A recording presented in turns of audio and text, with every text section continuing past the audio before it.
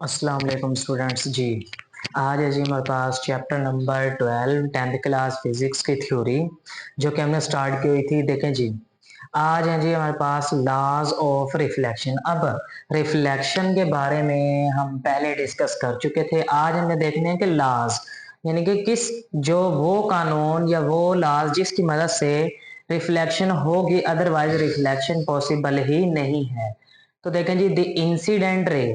अब incident ray कौन सी आपकी थी जिसको हमने डिनोट किया था आई से। ये पहले भी मैंने बताया था, जो रे आपकी एयर से किसी मीडियम या मिरर की सरफेस एम पर टकराती है, सिर्फ एयर से आने वाली रे जो है आपके पास, वो कहलाती है जी इंसिडेंट रे।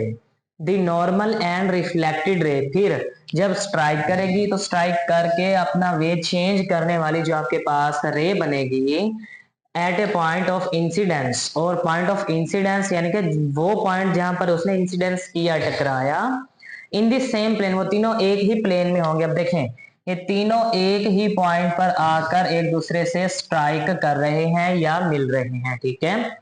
फिर पहला लॉ हो गया, इंसिडेंट रे, रिफ्लेक्टेड रे और नॉर्मल रे तीनों एक ही प्लेन में होनी चाहिए आपके पास। अब नेक्स्ट है जी हमारे पास, angle of incidence is equal to the angle of reflection. Important है ये क्योंकि इसमें आगे भी आपका यूज होगा ये दोनों लॉज, ठीक है। तो देखें जी, जो एंगल बनेगा आपके पास, अब ये एंगल है आपके पास इंसिडेंस और ये एंगल है आपके पास रिफ्लेक्टेड या रिफ्लेक्शन। तो देखें, जो एंगल ऑफ इंसिडेंस है, एंगल ऑफ इंसिडेंस आई, वो किसके बराबर होना चाहिए जी, एंगल ऑफ रिफ्लेक्शन आर के। तो आपने लिखा जी I is equal to R. Next है हमारे पास टाइप्स ऑफ रिफ्लेक्शन। अब ये लॉज हो गए रिफ्लेक्शन के। नेक्स्ट हम चलते हैं जी टाइप्स की तरफ। तो देखें, टाइप्स को डिस्कस करने से पहले वो कहते हैं नेचर ऑफ द रिफ्लेक्शन।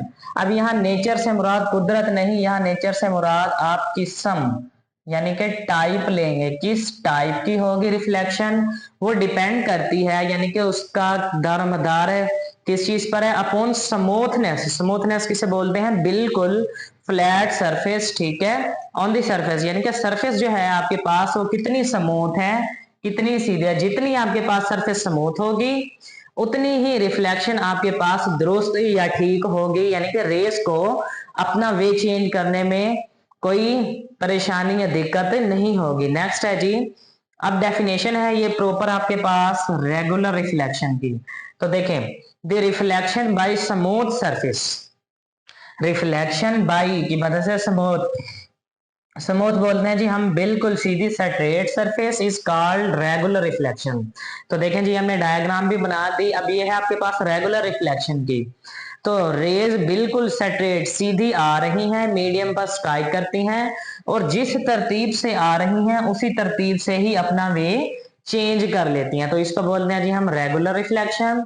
और जो रिफ्लेक्शन आपके पास, the reflection by the rough surface. अब रफ किसको बोलते हैं कि जिस तरह से ये आपके पास ड्रा की गई है, ठीक है, कि कहीं से बिल्कुल स्मूथ नहीं होगी आपके पास सरफेस, जो है आपके पास इस तरह की होगी कि कहीं से ऊपर अप और कहीं से नीचे डाउन होगी, ठीक है। Surface is called irregular reflection. तो ऐसी सरफेस से होने वाली जो रिफ्लेक्शन है रेज की या लाइट की या किसी भी चीज की, उसको आप नाम देते हैं जी इररेगुलर रिफ्लेक्शन का, ठीक है। तो आज के हमारे जो दो टॉपिक्स थे जी, laws of reflection and types of reflection, ये कंप्लीट हुए।